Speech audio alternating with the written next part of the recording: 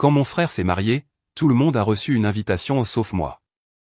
Maman a dit, nous ne pensions pas que tu t'intégrerais bien avec sa nouvelle famille. Alors j'ai discrètement annulé les 12 000 € que j'envoyais chaque année pour les aider avec leur hypothèque. Ce matin, il a appelé en panique et je n'ai pas encore décroché. Je m'appelle Julien, j'ai 31 ans, et j'ai toujours pensé que si vous donniez suffisamment, restiez suffisamment silencieux et ne faisiez pas de vagues, votre famille finirait par changer d'avis. J'ai passé la majeure partie de ma vie à fonctionner sous cette croyance que si je continuais simplement à aider, à soutenir, ils finiraient par me voir non pas comme le bizarre, non pas comme la brebis galeuse, mais juste comme un frère, un fils, une personne digne d'une place à la table. Mais quand mon jeune frère Maxime s'est marié le mois dernier, j'ai reçu une leçon que je n'oublierai pas. Ce n'était pas bruyant, il n'y a pas eu de grosses disputes ou de scènes de cris, c'était juste le silence, le genre de silence qui en dit long. La première fois que j'ai réalisé que quelque chose clochait, c'est quand ma cousine Jeanne m'a envoyé une photo de sa tenue de mariage. Je ne savais pas de quel mariage elle parlait, alors j'ai juste demandé, le mariage de qui? Elle a répondu avec un emoji rieur et a dit, celui de Maxime. Ce samedi. J'ai fixé le message pendant une minute entière avant que cela ne fasse tilt, mon frère, mon seul frère et sœur, allait se marier dans 5 jours. Je n'avais pas reçu de message, pas d'appel, pas même un de ces invitations génériques que les gens envoient pour gonfler la liste des invités. J'ai pensé que ça s'était peut-être perdu, alors j'ai appelé maman. Elle a décroché à la deuxième sonnerie avec son ton mielleux habituel, « Salut, chérie, comment vas-tu » Je n'ai même pas dit bonjour, j'ai juste demandé, « Suis-je invité au mariage de Maxime » Il y a eu une pause, une longue pause lourde de sens. Puis elle a dit, « Nous ne pensions pas que tu voudrais venir. Tu as toujours l'air mal à l'aise aux événements familiaux. » Je n'ai rien dit, j'essayais de digérer cette nouvelle réalité comme si ce n'était pas un morceau de charbon ardent. Elle a continué, comme si elle me rendait service, de plus, la nouvelle belle famille de Maxime est très traditionnelle. C'est juste que nous pensions que ce serait plus facile ainsi, pas de drame, pas de malaise. Ce fut le moment où j'ai cessé d'espérer, non par rage, juste par clarté. J'ai raccroché, je n'ai pas dit un mot, j'ai juste appuyé sur fin d'appel et me suis assis sur mon canapé, fixant le vide pendant une bonne dizaine de minutes. Et j'ai pensé à toutes les fois où j'avais aidé, les fois où j'avais répondu présent. Quand la start-up de Maxime a échoué et qu'il a failli perdre sa maison, devinez qui est intervenu avec un prêt silencieux qui n'a jamais été remboursé? Je n'ai pas fait d'histoire, jamais. 1 000 € par mois, chaque mois, depuis 1 an, un accord temporaire. 12 000 € par an, discrètement versés sur le compte joint de mes parents afin qu'ils puissent aider Maxime jusqu'à ce qu'il se remette sur pied. Je n'ai jamais demandé de reconnaissance, je ne la voulais même pas. Mais être complètement effacé, c'est autre chose. Le jour du mariage, je suis resté à la maison. Je n'ai pas épluché Instagram ni fait défiler Facebook pour voir des photos, je n'en avais pas besoin. J'ai imaginé les sourires, le champagne, les discours. J'ai imaginé le moment où mon nom n'était jamais mentionné, où ma chaise n'était jamais vide parce qu'elle n'avait même jamais été mise. Et puis j'ai ouvert mon application bancaire. Le virement automatique mensuel était prévu pour le 5. Je l'ai fixé, le doigt en suspens. Puis je l'ai annulé. C'était tout. Non pas rancéure, du moins pas au début. J'ai juste réalisé que je ne leur devais plus rien. Je n'étais pas de la famille à leurs yeux, juste un sponsor, un donateur invisible. 3 jours passèrent, rien. Puis ce matin, mon téléphone a commencé à vibrer sans arrêt. 8 appels manqués de maman, 9 de Maxime, 2 de papa, ce qui, je vous le dis, est un record. Puis un message vocal de Maxime. Je ne l'ai pas encore écouté. Je sais déjà de quoi il s'agit. Je sais que la seconde où le prélèvement automatique de l'hypothèque a échoué, leur banque a commencé à s'allumer comme un sapin de Noël. Je sais que Maxime est probablement enragé, confus, peut-être même effrayé. Mais je n'ai pas rappelé. Je ne me sens même pas coupable. Et c'est la partie la plus étrange. Toute ma vie, j'ai été celui qui s'assurait que tout le monde restait à flot. J'ai comblé les lacunes, payé les factures imprévues, même aidé à payer le premier semestre d'université de Jeanne quand ses aides financières n'avaient pas abouti, encore une fois, en silence. Je n'ai jamais voulu leur faire sentir mon aide. Mais maintenant je me demande, peut-être aurais-je dû? Peut-être que mon silence était la raison pour laquelle ils pensaient pouvoir me traiter comme ça, comme du bruit de fond. Et une partie de moi, la partie qui est encore à vif, encore blessée, commence à penser que cela pourrait être le début de quelque chose de différent, quelque chose que j'aurais dû faire il y a longtemps. Parce que maintenant Maxime appelle à nouveau, et je n'ai toujours pas décroché. Le message vocal restait sur mon écran comme une bombe à retardement que je n'avais aucun désir de désamorcer. Je n'ai même pas appuyé sur rejouer. J'ai juste fixé la petite icône rouge comme si elle me narguait. 10 secondes plus tard, un autre appel est arrivé, cette fois de maman. J'ai coupé le son et retourné mon téléphone sur le comptoir de la cuisine. Le silence qui a suivi n'était pas paisible. Il était épais, chargé, comme le moment avant qu'un orage n'éclate enfin. Je me suis versé une tasse de café, essayant de garder les pieds sur terre, mais mon esprit ne cessait de divaguer, non seulement vers le mariage, mais vers tout ce qui l'avait précédé. Chaque événement familial où j'étais passé au second plan, chaque appel téléphonique où je n'étais contacté que parce que quelqu'un avait besoin de quelque chose. Quand j'ai obtenu mon diplôme en finance et décroché mon premier vrai emploi, personne n'a organisé de dîner ni même reconnu mon accomplissement. Maxime, en revanche, a eu une fête avec traiteur en bonne et due forme quand il a décroché son premier stage non rémunéré, et j'étais venu avec un cadeau. Ça avait été le rythme pendant des années, je donnais, il prenait. Je restais silencieux, il faisait comme si je n'existais pas.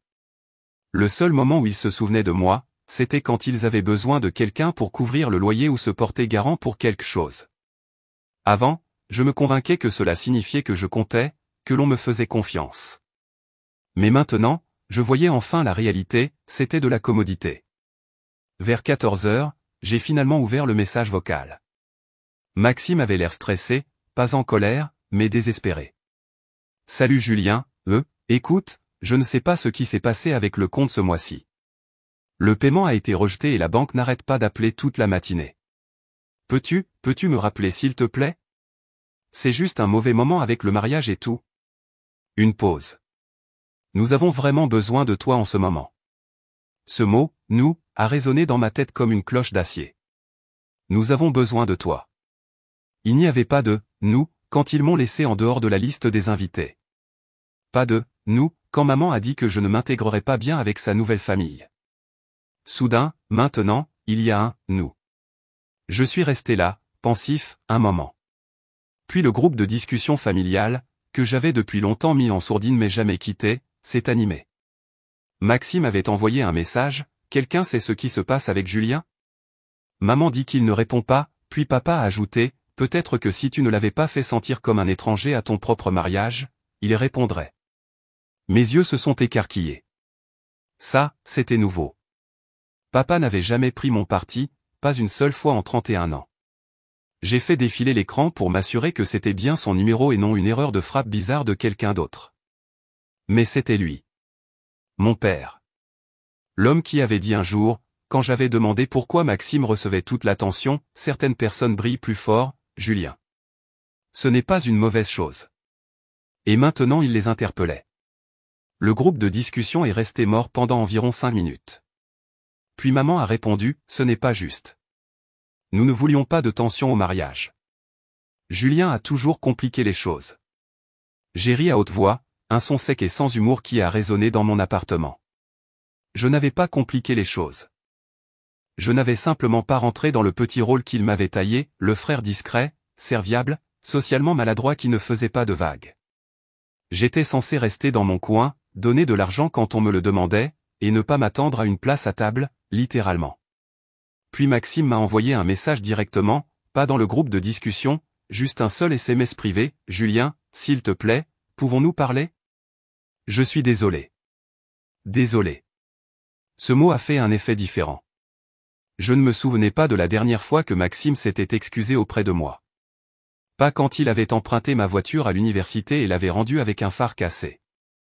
Pas quand il avait dit à un groupe de nos proches que je n'étais juste pas du type relation sérieuse, ce qui était sa façon de révéler mon statut de célibataire à chaque dîner de famille, comme si j'étais défectueux. J'ai fixé le message, puis j'ai fait quelque chose que je n'avais jamais fait auparavant. J'ai répondu, bien sûr, mais pas avant que je ne connaisse la vérité. Il a répondu presque immédiatement, quelle vérité? Alors je lui ai dit, pourquoi n'ai-je pas été invité? La vraie raison, pas l'excuse de maman, pas de fioriture. Je veux la vraie raison. Et si je reçois autre chose que la vérité complète, c'est terminé, cette fois. Le silence à l'autre bout s'est étiré, plus longtemps. 10 minutes. 15. J'ai laissé mon téléphone sur la table et suis allé nettoyer la cuisine, juste pour m'occuper. Mais je n'arrêtais pas de jeter des coups d'œil. Puis les bulles sont apparues. Tape, puis se sont arrêtées, puis, tape, à nouveau. Finalement, un pavé de texte est arrivé. Il a commencé par « D'accord, je vais être honnête ». Il a dit que sa fiancée, maintenant son épouse, venait d'une famille très axée sur l'image. Ils étaient tous des professionnels, avocats, banquiers, des gens de la haute société. Il n'aimait pas que Maxime ait un frère qui travaillait en indépendant, ne possédait pas de maison et n'était pas encore marié avec des enfants. Apparemment, il m'avait goglé, fouillé mon LinkedIn, et avait même trouvé une vieille vidéo de moi donnant une conférence de type TED sur le mode de vie minimaliste, ce qu'il trouvait étrange. Il pensait que tu ferais paraître la famille bizarre, a-t-il écrit, surtout à la réception. Son père a même dit que tu donnais des airs décalés. Maman a été d'accord, a dit que ça ne valait pas le risque. Et juste comme ça, c'était là. Je n'avais pas été invité au mariage de mon frère parce que ses beaux-parents pensaient que je ne correspondais pas à leur esthétique. Parce que j'étais décalé. Parce que je risquais de ruiner la perfection orchestrée qu'ils voulaient afficher ce jour-là. Et au lieu de me défendre, au lieu de dire c'est mon frère, Maxime a cédé. Mes parents ont acquiescé. Et ils m'ont effacé comme si j'étais une erreur d'impression sur une photo de famille. J'ai fixé le message pendant longtemps. Je n'ai pas pleuré. Je pensais que je le ferais, mais je n'ai pas pleuré. Je me suis juste senti creux. Comme quelque chose qui m'avait maintenu ensemble s'était finalement effondré. Mais tout ce que je ressentais, c'était un soulagement. Et puis j'ai pris le téléphone. Je n'ai pas appelé. J'ai commencé à taper. Et ce que j'ai écrit, c'est ce qui a tout changé. J'ai pris une grande inspiration et j'ai fixé le curseur clignotant pendant un moment, laissant le poids de tout ce qu'il avait dit s'installer dans ma poitrine. Puis j'ai commencé à taper. Pas pour crier ou jurer. Pas pour culpabiliser ou manipuler. Juste pour dire la vérité. Ma vérité. Celle que je n'avais jamais eu l'occasion de dire à voix haute parce que j'étais toujours trop occupé à maintenir la paix. J'apprécie ton honnêteté, ai-je écrit, mais je veux que tu réfléchisses vraiment à ce que tu viens de dire. Tu as laissé tes beaux-parents dicter si ton propre frère pouvait assister au jour le plus important de ta vie. Tu ne m'as pas défendu. Tu ne m'as même pas prévenu. Tu as juste laissé que je l'apprenne par Jeanne, comme si j'étais un ami éloigné que tu avais oublié de supprimer sur Facebook. J'ai fait une pause, mes doigts en suspens au-dessus du clavier, mais la suite est venue naturellement.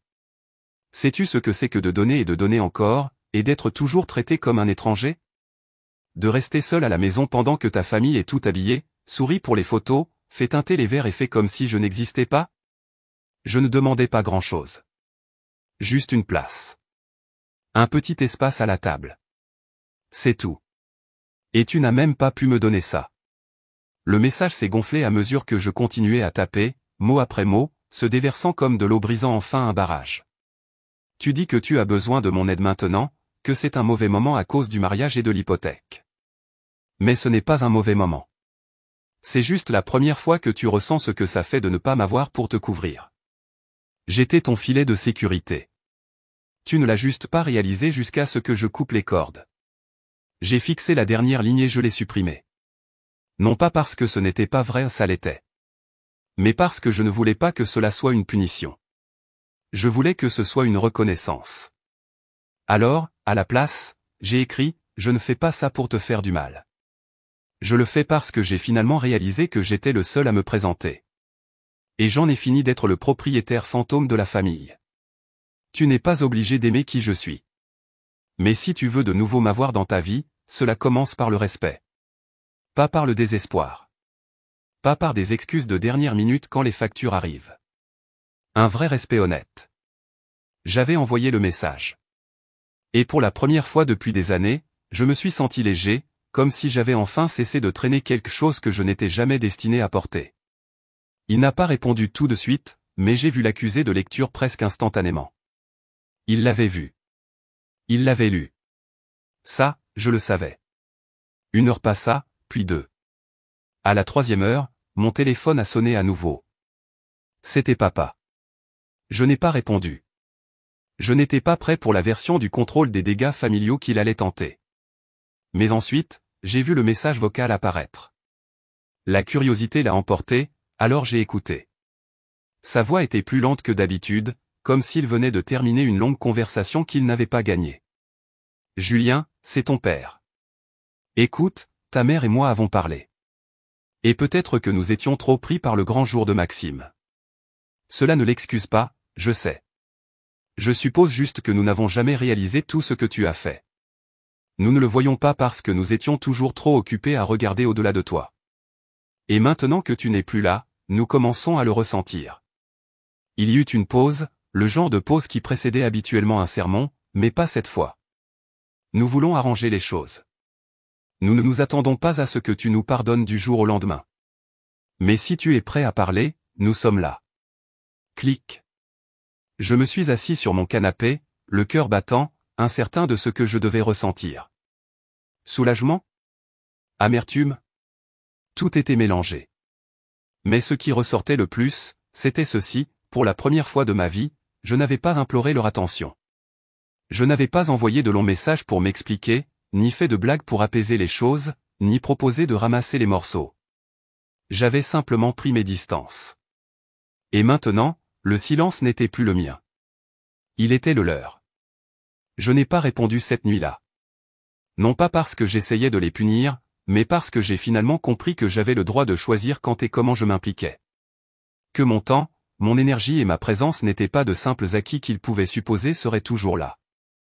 Ils devaient être mérités, comme ceux de n'importe qui d'autre. Le lendemain, Maxime a envoyé un nouveau message: « Pouvons-nous nous rencontrer ?» J'ai regardé l'écran. J'ai pensé à tout, l'enfance où j'étais toujours le second, les années d'adolescence où l'on se moquait de moi parce que je n'étais pas cool comme Maxime, les années d'université où je l'ai sauvé financièrement et émotionnellement plus de fois que je ne pouvais compter. Et maintenant, ça. Et je savais que ce n'était pas juste à propos d'un mariage. C'était à propos de la première fois que je les forçais tous à me voir vraiment. J'ai pris mon téléphone, ouvert notre discussion et tapé lentement 4 mots: « Laisse-moi y réfléchir ». Puis j'ai éteint mon téléphone, suis sorti et j'ai fait la plus longue et la plus calme des promenades de ma vie. Parce que quelque chose avait changé. Et cette fois, ce n'était pas moi qui les poursuivais. C'était eux qui réalisaient enfin ce que ça faisait quand je n'étais pas là. Je n'ai pas répondu au message de Maxime pendant 2 jours. Non pas parce que je voulais le punir, j'étais bien au-delà de ce point. Mais parce que j'ai finalement compris quelque chose que j'avais ignoré toute ma vie: je ne devais à personne mon pardon immédiat juste parce que nous partagions un nom de famille. Laisser les gens revenir exigeait plus que « nous ne voulions pas dire ça comme ça ». Cela exigeait de la responsabilité. Cela exigeait du changement. Et je n'étais pas sûr que Maxime ou mes parents soient prêts pour l'un ou l'autre. Mais après 2 jours de silence, j'ai décidé de le rencontrer. Pas chez maman et papa. Pas au restaurant familial où il pourrait me coincer en plein milieu d'une bouchée et essayer de tout surmonter. J'ai choisi un café discret sur le côté de la ville, un endroit neutre, un endroit où je pourrais partir sans culpabilité si les choses tournaient mal. Il est arrivé en retard, typique de Maxime. Il est entré, l'air abattu, mal habillé, mal dormi, et beaucoup moins sûr de lui que je ne l'avais jamais vu. Pas de sourire narquois, pas de fanfaronnade. Juste un gars qui réalisait enfin que le pont pourrait être vraiment coupé cette fois. « Salut », dit-il en s'asseyant sur la chaise en face de moi. J'ai hoché la tête. « Salut ». Nous sommes restés en silence un moment. Il avait l'air de vouloir parler mais ne savait pas par où commencer. Je n'avais pas l'intention de l'aider. Finalement, il s'est raclé la gorge. « Je veux juste dire que je suis désolé pour le mariage. Pour la façon dont tout s'est passé. » J'ai siroté mon café. « Tu devras être plus précis. » Il s'est frotté la nuque, puis a baissé les yeux. « D'accord. Je suis désolé de ne pas t'avoir invité. J'aurais dû me battre plus fort. J'aurais dû dire aux parents d'Hélène de se taire quand ils ont fait ces commentaires sur toi. Je n'aurais pas dû laisser maman me convaincre que c'était pour le mieux. » J'ai levé un sourcil. « Alors c'était son idée, alors ?» Il a hésité. « Surtout. Elle pensait que ce serait trop compliqué, que tu pourrais dire quelque chose de bizarre à la réception, ou que les gens poseraient des questions sur ton, tu sais, style de vie. » Ah, voilà. J'ai ri une fois, un rire court et froid.